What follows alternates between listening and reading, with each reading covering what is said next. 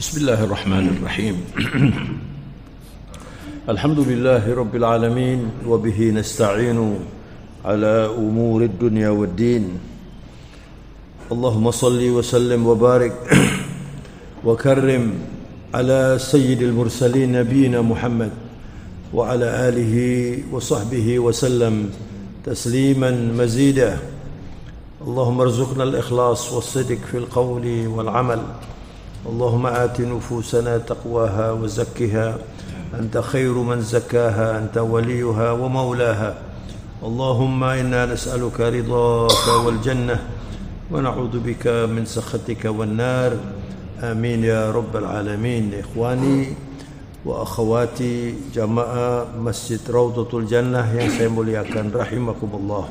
Assalamualaikum warahmatullahi wabarakatuh. Waalaikumsalam. Alhamdulillah, di pagi yang sejuk dan penuh berkah ini mari kita bersyukur. Orang yang beriman itu berbeda dengan yang tidak beriman atau orang kafir. Orang yang beriman itu selalu mengikat dirinya ketika merasakan kenikmatan langsung menuju al-mun'im. Al-mu'min ma'al mun'im. Jadi orang yang beriman itu selalu kepada sang pemberi nikmat. Wal kafir ma'an ni'mah. Orang yang tidak beriman orientasinya kepada nikmat itu saja. Dirasakan tanpa berterima kasih kepada Allah. Tidak pernah berfikir kepada sang pemberi nikmat itu. Dan kalau orang sudah seperti itu, diberi apapun, memiliki apapun, tidak pernah puas. Orang yang beriman itulah yang bisa menikmati apa yang diberikan oleh Allah. Dan ketika kita itu pandai bersyukur, apalagi syukur itu diikat terus dengan keimanan, ya. Allah berjanji orang yang mampu mengikat syukur selalu dengan keimanan, maka dia dibebaskan dari semua jenis siksa Allah fid dunya wal akhirah. Ma yaf'alullah bi'adzabikum in syakartum wa amantum. Begitu ayatnya. Allah tidak akan mengenakan siksanya di dunia maupun di akhirat kalau kalian itu bersyukur dan beriman. Maka nilai iman itu luar biasa dan kita perlu terus menjaga iman kita ini. Dan kalau orang sudah berkualitas imannya, maka dia setiap beribadah, berperilaku apa saja itu arahnya kepada Allah Subhanahu wa taala. Rasulullah itu pernah ditanya, "Mahwal iman ya Rasulullah?" Sahabat bertanya begitu. Apa gerangan iman itu? Nabi menjawab satu kalimat saja, "Al-imanu huwal ikhlas." Iman itu adalah keikhlasan. Nah, kalau diteruskan, apa ikhlas itu? Al-ikhlas wa la ilaha illallah. Maka kehidupan orang yang beriman selalu akrab dengan Allah Subhanahu wa taala. Pagi hari ini kita akan mengelaborasi harta dan anak yang setiap hari kita upayakan supaya bisa kita peroleh sebanyak mungkin itu. Harta dan anak. Bagaimana kita bisa menggunakan harta dan anak ini lalu masuk surga? Karena manusia ini oleh Allah diciptakan sebagai makhluk yang terbaik. Laqad khalaqnal insana fi ahsani taqwim. Thumma radadnahu asfala safilin. Jadi Allah menciptakan manusia ini terbaik, makhluk yang terbaik, ya. Diberi otak, diberi al-qalb, ya. Kemudian diciptakan indah sekali dengan berbagai macam ragam. Maka kita harus terus menjaga keindahan dan kesempurnaan ciptaan Allah ini dengan iman. Ayat itu kontras sekali dalam surat At-Tin itu, ya. Laqad khalaqnal insana fi ahsani taqwim thumma radadnahu asfala safilin. Safil itu bawah, rendah. Asfala safilin paling rendah. Manusia kalau tidak beriman, maka dia akan menjadi makhluk yang sangat tidak terhormat. Innahum kal an'ami bal hum adall. Manusia yang tidak mengenal iman itu perilakunya seperti hewan, bal hum adall, lebih jelek dari hewan itu. Oleh karenanya harus jaga, illal ladzina amanu wa amilus solihati falahum ajrun ghairu mamnun. Kecuali orang yang beriman, beramal soleh, maka mereka nanti akan diberi balasan yang tidak akan pernah habis. Itulah surga Jannatul Naim. Mudah-mudahan kita senantiasa yang hadir di Masjid Raudhatul Jannah ini taman surga ini, semoga kita insyaallah masuk surga semuanya. Amin. Nah, saudara, keindahan dunia ini ya. Dunia ini memang diciptakan oleh Allah penuh keindahan. Tetapi di situ kita diuji oleh Allah. Para ulama mengatakan jamalid dunya bijamalil alaqah ma'allah. Keindahan dunia ini tergantung bagaimana Anda atau kita ini membangun koneksitas yang indah dengan Allah Subhanahu wa taala. Artinya, kalau dalam hidup ini kita selalu mengikat diri kita itu dengan Allah, bersyukur, bertahmid, bertasbih, bersalawat, selalu begitu dalam hidup ini. Jadi kita rasakan, kita nikmati hidup ini selalu dengan diwarnai kedekatan kita dengan Allah.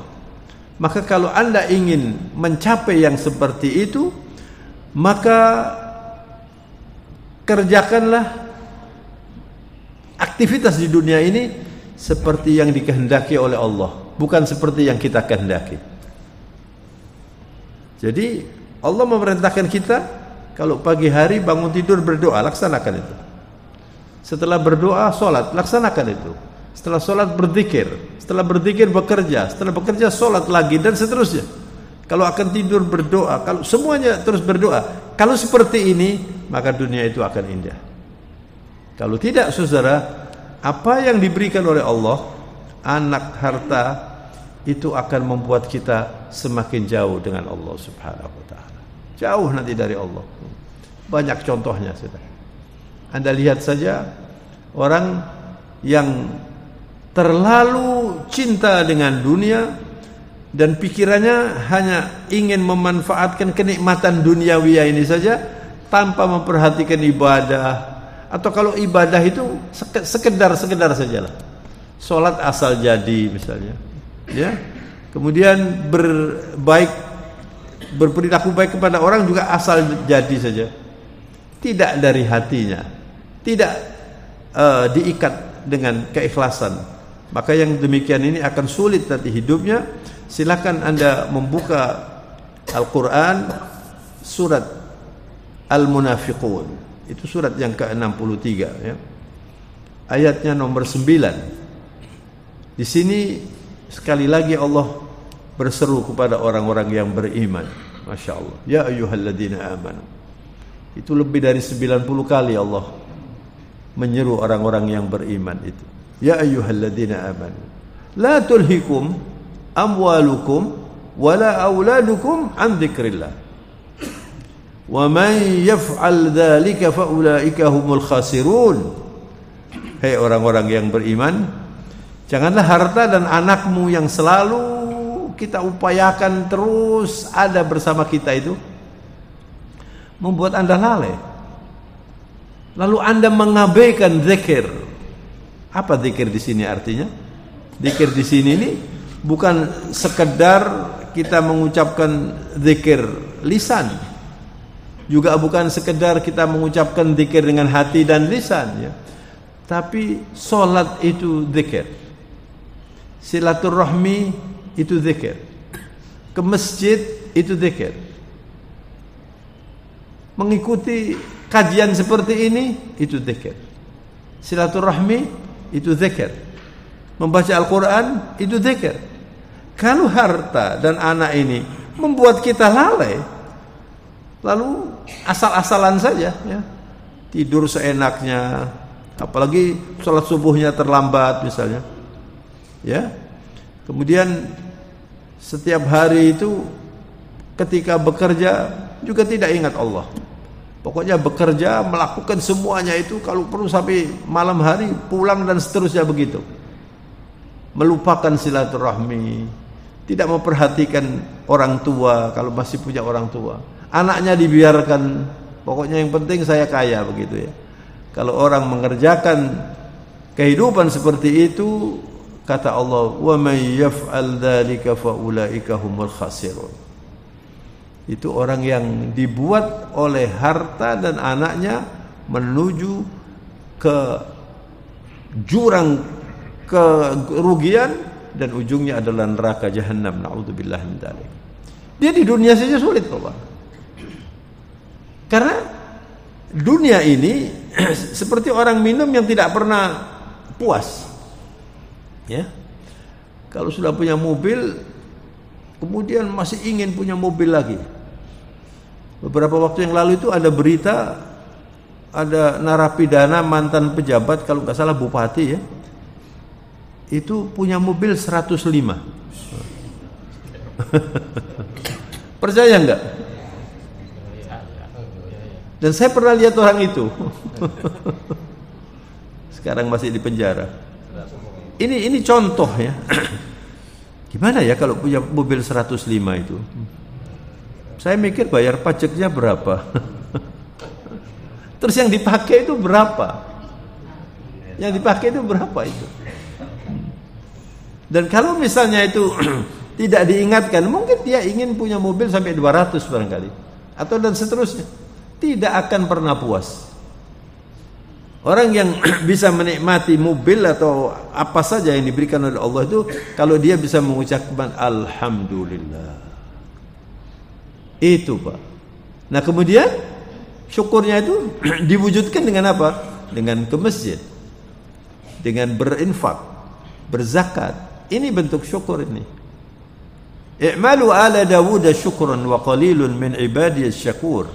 Ketika Allah memerintahkan kepada Nabi Dawud dan pengikutnya dan keluarganya, Allah menggunakan kata i'malu ala Dawud syukran. Berbuatlah untuk bersyukur, beramallah untuk bersyukur. Jadi kalau Anda misalnya mendapat rezeki, kemudian dinikmati, sebagian ini diberikan kepada orang. Nah, ini namanya syukur. Kemudian digunakan untuk hal-hal yang Allah ridho, itu namanya syukur. Bukan hanya pokoknya alhamdulillah lalu digunakan seenaknya. Nanti hancur nanti kita. Dan itu adalah orang-orang yang merugi. Nah, ketika Anda itu atau seseorang itu begitu gandrung dan cinta dengan harta, maka ujung-ujungnya nanti dia egois, kikir. Maka pada ayat berikutnya Allah mengingatkan begini, wa anfiqu mimma razaqnakum min qabli an ya'ti ahadakumul maut. Ya Allah, infakkan hartamu itu. Jadi kalau kita ini diberi harta lebih, itu artinya lebihnya ini ya untuk orang lain, untuk keluarga, untuk orang yang minta tolong, untuk orang yang mau hutang kepada kita. Nah, kalau kita lakukan itu, maka nanti akan ditambah lagi oleh Allah, diberkahi oleh Allah Subhanahu wa taala. Wa anfiqu mimma razaqnakum, sebagian dari apa yang diberikan oleh Allah sebagai rezeki itu sebelum maut datang. Min qabli an ya'ti ahadakumul maut. Coba diingatkan sebelum maut datang loh. Dan setiap Jumat kita itu diingatkan, ya ayyuhalladzina amanu taqullaha haqqa tuqatih wa la tamutunna illa wa antum muslimun. Orang-orang yang beriman, bertakwalah dengan penuh jihad dan kesungguhan. Kalau Anda diberi titipan anak, bertakwa, dididik yang baik. Kalau Anda diberi titipan jabatan, bertakwa, dilaksanakan tugas-tugas dengan baik. Kalau Anda diberi titipan harta, diberi titipan masjid ini, Anda laksanakan dengan sebaik-baiknya sebelum maut datang. Sebab kalau sudah maut itu datang, nanti akan teriak, fa yaqula rabbi laula akhartani ila ajalin qarib.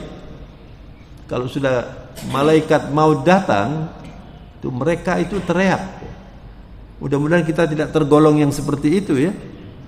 Mereka teriak, Rabbi laula akhartani ila ajalin qarib. Tolong jangan dimatikan dulu. Fa as-saddaqu wa akun minas salihin. Saya nanti akan sedekah ya Rabb. Saya akan menjadi orang soleh. Itu orang yang diberi nikmat banyak oleh Allah tapi tidak disedekahkan. Zakat tidak diperhatikan. Dia sibuk dengan hartanya, dengan jabatannya, dan tidak beribadah dengan baik. Lalu apa jawaban Allah? Walan yuakhirallahu nafsan idza jaa ajaluha wallahu khabirum bima ta'malun. Ya Allah, Allah tidak akan pernah mengundurkan ajal kalau datang. Semua kita ini sudah ada catatannya, Pak. Anda kapan wafat, di mana, karena apa, itu sudah tercatat semuanya. Ada orang yang wafat karena kecelakaan. Ada orang yang wafat tidak pakai sakit. Ada orang yang wafat pada waktu pengajian seperti ini. Alhamdulillah husnul khotimah itu. Ada orang wafat pada waktu berada di bar misalnya. Ada orang wafat pada waktu minum minuman keras. Na'udzubillah min dzalik. Ini yang harusnya itu kita perhatikan. Karena mati itu bisa saja, kapan saja. Ada orang wafat karena cara Jawa ini keselekan, tahu nggak keselekan? Keselekan itu tidak ada bahasa Indonesianya itu, Pak. Saya tidak tahu bahasa Indonesianya apa. Betul itu. Apa? Kesedak ya? Ya ini kesedak. Makan, kemudian tahu mati. Lalu diberitakan, gak loro apa-apa lu, gak loro apa-apa, terus mati. Ya kalau dia nggak siap gimana? Itu yang harus kita pikirkan. Ya. Itu yang harus kita pikirkan. Di mana kita ini wafat ini? Maka kan berkali-kali dalam ceramah seperti ini saya mengatakan, jadilah orang yang banyak berzikir di mana saja. Karena kita nggak tahu kan kita matinya kapan. Jangan sampai kita mati waktu kita melupakan Allah. Maka saudara-saudara, marilah apa yang diberikan Allah kepada kita ini sehat misalnya. Hari ini saya ini sehat, Anda ini sehat ya. Ini nikmat Allah yang luar biasa. Ada satu hadis Rasulullah yang mengatakan, man asbaha aminan fi sirbih, mu'afan fi jasadih, indahu qutu yaumih, faka'annama hizat lahumud dunya bihadafiriha, atau kama qala sallallahu alaihi wasallam. Siapa yang pagi hari bangun tidak merasa terancam ya, aman, tidak dikejar-kejar KPK misalnya. Banyak orang bangun tidur mikir KPK. La ilaha illallah. Apa enaknya ya? Orang punya uang 1 triliun bangun tidur mikir KPK. Atau harus lari dulu. Gak aman. Ini di sini aja udah gak aman dia, apalagi di akhirat. Orang-orang korupsi itu kasihan sekali. Dia tertipu, dia ini pokoknya mau nambah terus begitu, Pak. Dikejar. Akhirnya menggadaikan segalanya, pokoknya yang penting saya bisa aman. Tapi kalau Anda bangun tidur aman, berseri-seri, kemudian wudu, sholat tahajud, kemudian ke masjid, hadir di masjid seperti ini, ya Allah, aminan fi sirbih, keluarganya juga tenang saja, aman ya, tidak ada yang kena narkoba, semuanya sehat badannya sehat. Indahu qutu yaumi, hari ini punya makanan. Hari ini saja punya makanan, sudah seperti Anda mendapat dunia dan seisinya itu. Apalagi orang yang kulkasnya besar itu. Rumahnya itu untuk 1 bulan enggak habis-habis. Allah mengatakan, sehari ini kamu aman saja. Coba Anda ingat orang-orang yang untuk hari ini aja enggak ada makanan. Banyak orang seperti itu, Pak, apalagi zaman sekarang ini. Lalu ada orang yang uangnya berlebihan tidak ingat kepada fakir miskin. La ilaha illallah. Rasulullah pernah mengatakan begini, la yu'minu, tidak beriman 3 kali. Man ya Rasulullah? Man bata syab'an wa jiranuhu ji'an. Siapa yang tidur perutnya kenyang, tetangganya enggak makan dibiarkan, dan dia tahu. Itu tidak beriman itu artinya. apalagi dia kaya, Pak. Apalagi dia kaya. Itu orang yang tidak tahu diri, orang yang seperti kucing itu loh, Pak. Kalau diberi makan langsung lari aja, nggak pakai terima kasih. Kucing kan begitu, Pak, dikasih makan. Orang yang tidak bersyukur itu lebih jahat dari kucing.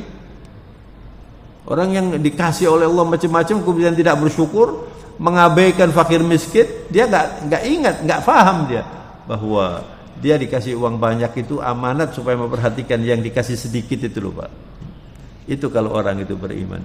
Dan saudara-saudara, diingatkan berkali-kali dalam Al-Quran orang-orang kaya ini supaya tidak terbuai dengan kekayaannya, tetapi justru kekayaannya ini yang bisa mengantarkan dia ke surga. Sebab saudara, di dalam Al-Quran itu tidak sekali Allah mengingatkan. Coba Anda lihat lagi surat Al-Mu'minun ya. Ayatnya nomor 99. Bismillahirrahmanirrahim. Alhamdulillah. Surat Al-Mu'minun itu surat yang ke-23. Jadi Allah menjelaskan ini ketika orang sudah dekat ajalnya. Kita nanti pasti akan mengalami itu. Dan ada orang yang ketika didatangi malaikat dia senang. Namanya malaikatur rahmah. Jadi nanti Anda akan melihat itu malaikat itu ketika Anda akan meninggal dunia. Tapi ada orang yang didatangi malaikat dan dia takut, dia tidak ingin meninggal. Malaikatul adab. Malaikat yang ditugasi oleh Allah untuk mencabut rohnya orang-orang jahat itu. Orang-orang yang diberi nikmat setiap hari tapi tidak tahu diri. Tidak memperhatikan sholat, tidak memperhatikan apalagi zalim, ya. Mentang-mentang berkuasa, menindas rakyat. La ilaha illallah. Kasihan mereka itu, Pak. Ketika dia nanti akan menghadapi kematian, dan pasti menghadapi. Hatta idza jaa ahadahumul maut qala rabbirji'un. Tadi minta ajalnya ditunda pada surat Al-Munafiqun. Tapi pada surat Al-Mu'minun mereka mengatakan rabbirji'uni. Kembalikan saya, jangan dimatikan dulu. La'alli a'mala salihan fima taraktu. Saya bisa beramal soleh, itu banyak aset saya. Uang saya juga banyak di bank itu. Ya. Sertifikatnya banyak, saya punya macam-macam itu. La'alli a'mala salihan fima taraktu. Mungkin saya nanti akan beramal soleh. Jangan dimatikan dulu. Jangan dimatikan dulu. Supaya saya nanti bisa beramal soleh. Supaya saya nanti bisa menyantuni fakir miskin, nyumbang masjid. Ya. Seperti itu, Pak. La ilaha illallah. Kalla, itu jawaban Allah. Itu adalah kata penyangkal yang tidak ada komprominya. Kalla, tidak mungkin, kata Allah. Innaha kalimatun huwa qailuha. Itu sekedar kalimat saja diucapkan oleh mereka. Quran ini luar biasa, Pak. Jadi kalau kita rasakan tuh, ya Allah. Jadi Anda bisa bayangkan itu, orang-orang yang sakaratul maut kemudian ketakutan itu ya. Itu mereka teriak, kita nggak dengar itu. Mereka menjerit. La ilaha illallah. Innaha kalimatun huwa qailuha wa min waraihim barzakhun ila yaumi yub'atsun. Itu cuma kalimat saja, di belakang mereka itu ada barzakh. Ada liang lahat yang berapa meter itu? 2 meter ya? Anda mau berapa meter? Mau yang lebar? Kalau di dunia Anda bisa membangun rumah 2 hektar misalnya. Tapi ketika sudah masuk kuburan yang raja, yang presiden, yang konglomerat, yang 9 naga, yang 18 naga, sama semuanya itu masuk di liang lahat itu. La ilaha illallah. Innaha kalimatun huwa qailuha wa min waraihim barzakhun ila yaumi yub'atsun. Coba Anda bayangkan, naudzubillah. Mudah-mudahan kita diselamatkan oleh Allah Subhanahu wa taala. Kalau orang itu tidak siap untuk mati, dia cuma siap mempersiapkan kehidupan saja, kematian diabaikan, lalu dia mati, dan uangnya banyak, ya. Untuk apa itu uang ditumpuk-tumpuk itu? Yang pasti nanti dia ditanya, "Tsumma la tus'alunna yawma idzin 'anil na'im." Semua yang namanya kenikmatan ditanyakan, dari mana ini kamu? Kamu keluarkan zakatnya apa enggak? Kamu sedekahkan apa enggak?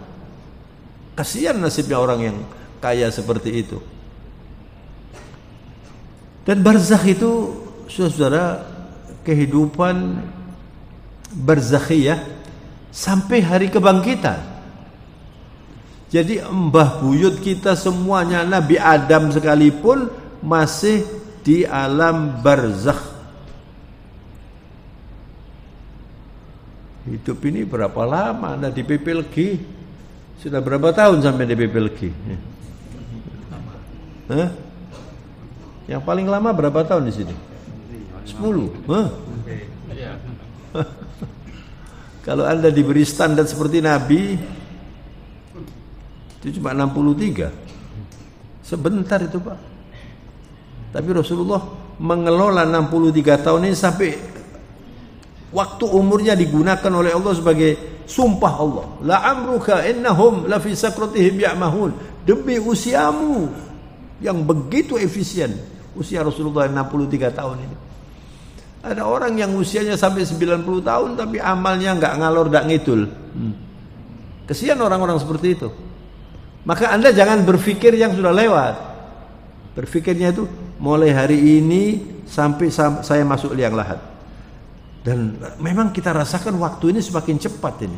Saya ceramah sebulan yang lalu rasanya masih baru. Tahu-tahu sudah di BA lagi. Ini sudah sebulan ya. Ya Allah, cepat, Pak. Inilah tanda-tanda kiamat sudah dekat itu. Kata Rasulullah, "Ya taqarabuz zaman." Saya kan khutbah Idul Fitri di sini. Sudah lagi Idul Fitri lagi nih. Ya Allah. Sudah ada orang nelpon saya, "Pak, Idul Fitri." Loh, Idul Fitri lagi. Dan kita masih sehat begini, lalu tidak digunakan. Nanti kalau sudah di barzakh mau melakukan apa?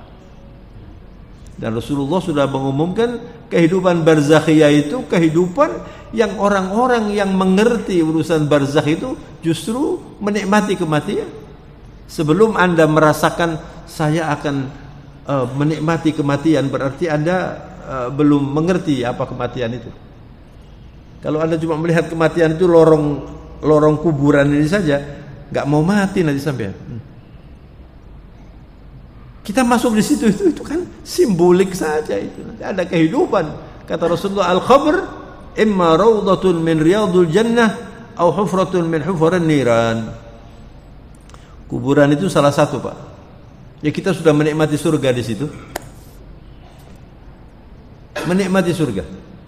Bahkan di dalam hadis ketika malaikat memberitahukan kepada orang-orang soleh, orang yang bertakwa, nanti tempatmu di surga itu surga itu. Orang-orang kafir itu di sana itu neraka itu, ditunjukkan.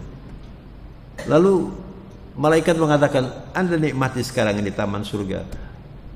Apa yang dikatakan oleh mereka? "Allahumma aqimis sa'a ya Rabb. Allahumma aqimis sa'a. Ya Allah, kiamatkan saja. Saya mau menikmati surga yang sebenarnya." Lalu malaikat mengatakan, "Nam naumil arus." Kamu tidur di sini seperti kamu menikmati malam pengantin baru.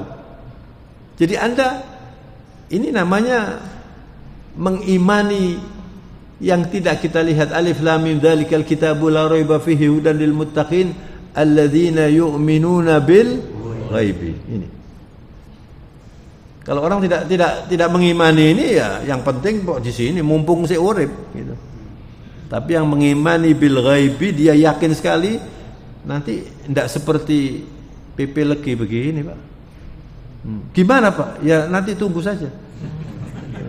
Nah, nanti kalau Anda meninggal dunia kemudian ingat, "Oh, zamannya aku ceramah agama tiba-tiba benar." Nanti sampai ngomong gitu.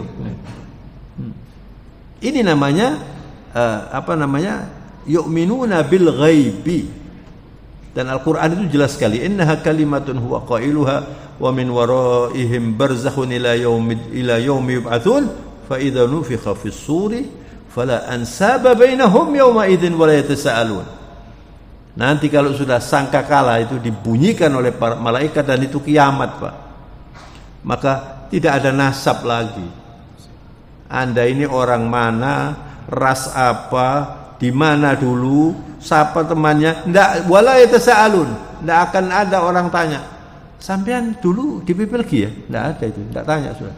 Sibuk dengan urusannya sendiri-sendiri, Pak. Kiamat ini, Pak. Sudah kiamat. Bangkit semuanya. Dan orang yang beruntung pada waktu itu adalah orang yang dekat dengan Rasulullah sallallahu alaihi wasallam.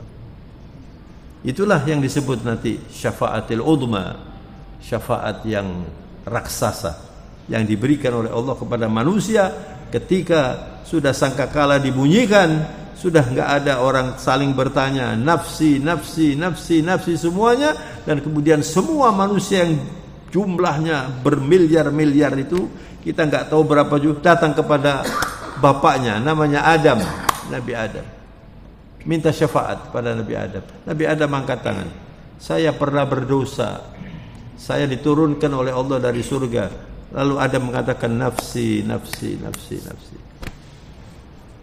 Lari semua manusia ini kemana? Nabi Nuh, atwalin nasi umran.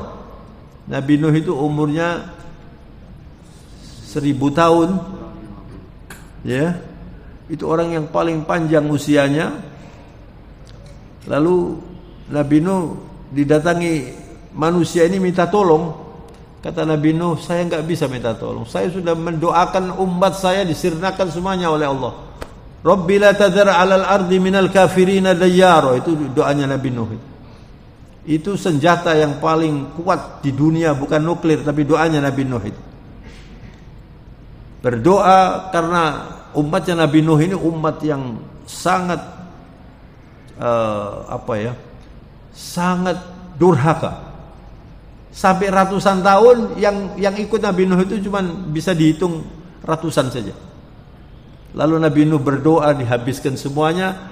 Lalu terjadilah banjir di seluruh dunia, termasuk anaknya tenggelam, istrinya juga tenggelam. Kata Nabi Nuh, saya pernah mendoakan umat saya supaya disirnakan, saya enggak bisa menolong manusia. Nafsi, nafsi. Begitu terus. Itu kalau sudah yub'atsun, nanti dibangkitkan itu, Pak. Makanya kalau Anda datang ke makam itu, jangan dikira itu cuma sekedar nisan, Pak. Makanya enggak boleh orang duduk di nisan itu, Pak. Kadang-kadang kalau ada pemakaman itu kan ada orang duduk di nisan, menginjak-injak nisan. Kata Rasulullah, lebih baik Anda duduk di bara api, jangan duduk di situ. Ini ada makhluknya di sini, ada urusannya itu, Pak. Dan insya Allah nanti Anda juga begitu. Jangan khawatir ya, dapat bagian nanti insya Allah. Yang penting Anda itu mempersiapkan. Akhirnya manusia datang ke Nabi Nuh, ke Nabi Ibrahim, semuanya angkat tangan. Yang menyambut itu siapa? Muhammad sallallahu alaihi wasallam. Maka disinilah saudara ya, kalau orang itu dalam hidupnya banyak berzikir, banyak bersalawat, nanti akan merasa aman bersama Rasulullah sallallahu alaihi wasallam. Awlan nas bi yaumil qiyamah aktsaruhum alayya salatan. Orang yang paling dekat dengan saya nanti di hari kiamat adalah orang yang paling banyak bersalawat. Maka Anda mumpung masih bisa bernafas ini, Pak ya, Anda isi waktu-waktu senggang itu dengan zikir dan salawat. InsyaAllah Anda enggak usah khawatir nanti di kuburan nanti menikmati, waktu dibangkitkan nanti kita mendapat syafaat Rasulullah sallallahu alaihi wasallam. Tapi nasibnya orang yang hidup hanya untuk dunia, Pak ya, hidup hanya untuk menikmati jabatan ya. Kalau sudah selesai jabatannya, anaknya dikasih jabatan. Kalau sudah selesai lagi, istrinya dikasih jabatan. Kalau istrinya yang pertama nggak bisa, istri yang kedua dikasih jabatan. Itu jabatan itu seperti candu gitu, Pak. Dan orang kalau sudah seperti itu, nanti sulit sekali. Pikirannya itu yang penting saya kaya, saya menjabat, saya bisa menikmati dunia ini. Akhirnya amalnya terabaikan. Itu seperti yang diingatkan oleh Allah, Ya ayyuhalladzina amanu la tulhikum amwalukum wala auladukum an dzikrillah. Jangan sampai harta dan anakmu itu, Anda boleh kaya, super kaya sekalipun, tapi kekayaannya mengantar Anda ke surga. Anda boleh punya anak berapa saja, tapi bagaimana supaya anaknya mengantar kita ke surga, istri kita mengantar kita ke surga, sehingga apa? Sehingga amal ibadahnya itu banyak, dan nanti ketika ditimbang pada ayat yang ke-102 surat Al-Mu'minun, Allah menyatakan faman thaqulat mawazinuhu faulaika humul muflihun.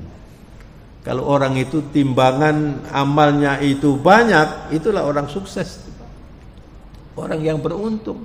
Maka kalau orang yang mengerti masa depan, orang yang cerdas spiritual, dia tidak berpikir yang di belakang, werwo, coba, itu nggak ada itu, Pak.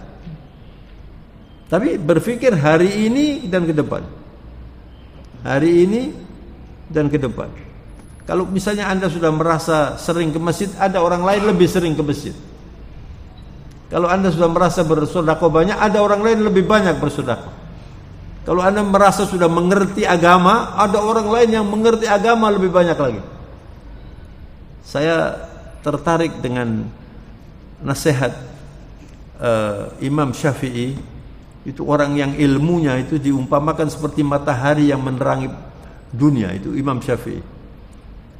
Saya pernah sekali berziarah di makamnya di Mesir, gitu ya, Imam Syafi'i. Dan di Indonesia ini paling banyak pengikut Imam Syafi'i. Dia mengatakan, orang yang paling pangkat, orang yang paling tinggi martabatnya adalah orang yang merasa tidak punya martabat. Jadi siapa yang paling pangkat di dunia ini? Adalah orang yang pangkat tapi dia tidak merasa dirinya itu pangkat. Maksudnya apa? Tawadhu. Itu luar biasa. Imam Syafi'i itu ilmunya sudah sulit dibayangkan, ya. Tapi dia tawadhu sekali, menghormati muridnya Imam Syafi'i itu. Siapa muridnya Imam Syafi'i? Imam Hambali. Ahmad bin Hanbal itu muridnya Imam Syafi'i. Dan antara ustadz dan muridnya ini itu madhabnya beda. Makanya kadang-kadang saya itu sedih ya kalau melihat masih saja di YouTube ini orang itu menghabiskan waktu untuk berbicara hal-hal yang khilafiyat. Misalnya kalau sudah bulan Maulid, yang paling ramai di sini, yang satu mengatakan Maulid bid'ah, yang satu mengatakan Maulid itu sangat penting. Dan itu nanti terulang lagi nanti. Tahun depan terulang lagi. Nanti dalilnya kurang lebih ya sama. Sebentar lagi kan Desember tuh Pak ya. Desember ini nanti di sini ramai, boleh nggak mengucapkan hari Natal? Yang satu mengatakan boleh, yang satu wah ini bahaya sekali kamu. Dalilnya ya kurang lebih sama. Jadi kita ini habis waktu untuk ngurusi begini. Ya biasanya yang debat-debat begini sampean tanya, nggak ikut apa-apa dia itu, cuma ikut debat saja. Nah Imam Syafi'i dan Imam Hambali itu contoh yang baik. Imam Syafi'i mensunnahkan kalau subuh pakai kunut. Seperti ada kalau sholat misalnya di masjid jame', apakah pakai kunut? Itu mazhab Imam Syafi'i. Di Mekah tidak pakai kunut, mazhab Imam Hambali. Imam Hambali itu muridnya Imam Syafi'i. Nah Imam Syafi'i ini karena tawadhu'nya itu sering mendatangi muridnya ini, Imam Hambali. Kemudian diceritakan di dalam buku-buku tentang akhlak para ulama itu, Imam Syafi'i diminta untuk menjadi imam di rumahnya Imam Hambali. Dan Imam Hambali jadi makmum sudah siap mau kunut salat subuh ini. Tapi Imam Syafi'i sholat nggak pakai kunut. Imam Syafi'i yang mencetuskan sunnah kunut itu nggak pakai kunut. Ya. Terus ditanya, loh saya sudah siap mau kunut kok nggak pakai kunut? Kata Imam Syafi'i, saya menghargai madhabmu. Ini muridnya loh Pak. Itu tawadhu'nya mereka itu. Ya kita ini kadang-kadang gara-gara pakai bismillah jahron sama bismillah sirron. Jadi imam tadi kan pakai bismillah ya. Kalau di Mekah kan nggak pakai bismillah. Itu pelan itu ya. Ini saja jadi persoalan. Sudes Imam Masjidil Haram waktu jadi imam di Masjid Istiqlal pakai bismillah dia. Bismillahirrahmanirrahim. Ya inilah saudara ya, Jadi harusnya itu kita ini masa mau terus begitu gitu loh. Ya sudah harus maju lah sekarang. Jadi sebagai penutup ada cerita yang lucu waktu saya haji pertama kali itu, saya dijadikan ketua, bismillahirrahmanirrahim, ketua rombongan gitu ya. Saya kasih ceramah apa dulu itu, tahun sudah lama ini haji pertama. Kemudian waktu sholat subuh kan nggak pakai kunut di Masjid Nabawi itu waktu itu ya. Terus teman-teman dari Muhammadiyah itu ngomong, itu Pak Ising bener itu Muhammadiyah katanya kunut. Begitu sholat Jumat Pak, adanya 2 kali. Adanya kan 2 kali kan di Mekah itu. Yang orang NO ini bukan Muhammadiyah. Sholat Jumat itu sebenarnya NO iku. Ini kan anak-anak ini saya pikir ini. Kenapa ini? Oleh karena itu kalau orang itu semakin banyak ilmunya, itu semakin sedikit konfliknya. Dan di sini ini banyak sekali konflik, kesian umatnya. Kasihan umatnya nanti. Mari kita lebih maju, apalagi jamaah di sini ini sudah banyak ini. Sampai ini sudah semuanya sudah bisa jadi ustadz ini sebetulnya. Sudah berapa kali ini menghadiri, apalagi ya.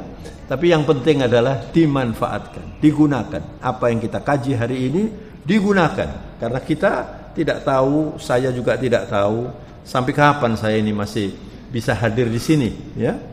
Anda juga tidak tahu. Ya, teman-teman kita kan sudah banyak yang mendahului kita. Teman-teman saya yang lebih junior, murid-murid saya juga sudah banyak yang almarhum. Banyak. Kita masih dikasih kesempatan ini. Nah, kesempatan ini gunakan untuk memperbaiki. Sehingga nanti endingnya itu husnul khatimah. Mudah-mudahan kajian hari ini bermanfaat insyaallah. Dan kita selalu mendapat hidayah dari Allah Subhanahu wa taala. Salakallahu bina wa bikum sabilal hidayah. Wa jannabana wa iyyakum tariqasy syarri wal ghawayah. نفعنا الله وإياكم بالقرآن العظيم وبهدي سيد المرسلين اللهم صل وسلم وبارك على نبينا محمد وعلى آله وصحبه وسلم تسليما مزيدا اللهم اجعلنا من أهل القرآن اللهم اجعل القرآن ربيع قلوبنا ونور صدورنا وجلاء همومنا وغمومنا اللهم حبب إلينا الإيمان وزينه في قلوبنا وكره إلينا الكفر والفسوق والعصيان يا رب أحينا مسلمين طاعين وأمتنا مؤمنين تائبين اللهم ارزقنا رزقا واسعا حلالا طيبا مباركا نسألك علما نافعا ورزقا طيبا وعملا متقبلا اللهم اغفر لنا ولوالدينا وارحمهما كما ربيانا صغارا ربنا آتنا في الدنيا حسنة وفي الآخرة حسنة وقنا عذاب النار اللهم انصر الإسلام والمسلمين في بلادنا إندونيسيا وفي بلاد المسلمين عامة اللهم انصر المجاهدين والمستضعفين في فلسطين اللهم دمر أعداءهم وانصرهم إنك على كل شيء قدير وبالإجابة جدير ربنا تقبل منا واختمنا بحسن الخاتمة وصلى الله وسلم وبارك على نبينا محمد وعلى آله وصحبه وسلم سبحان ربك رب العزة عما يصفون وسلام على المرسلين والحمد لله رب العالمين الفاتحة الحمد لله الرحمن الرحيم مالك يوم الدين إياك نعبد وإياك نستعين. Saya mohon maaf. Wabillahi taufiq wal hidayah. Sampai jumpa lain kesempatan insyaallah. Wassalamualaikum warahmatullahi wabarakatuh. Waalaikumsalam.